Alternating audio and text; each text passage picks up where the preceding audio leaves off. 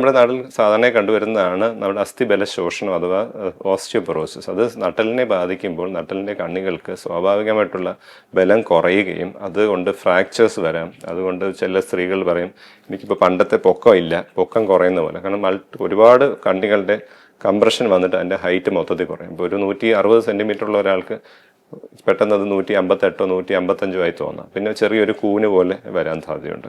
കിടക്കുമ്പോഴും നടക്കുമ്പോൾ വേദന, ഒരുപക്ഷെ നമ്മൾ യാത്ര ചെയ്യുമ്പോൾ ഗട്ടറിലോ ഹമ്പിലൂടെ ചാടുമ്പോൾ വേദനയായിട്ട് വരാം. വേദന മാത്രമല്ല, അതുകൊണ്ട് ഫ്രാക്ചേഴ്സും വരാം. കാരണം അസ്ഥിയുടെ ബലം കുറഞ്ഞു പോയതുകൊണ്ടാണ്.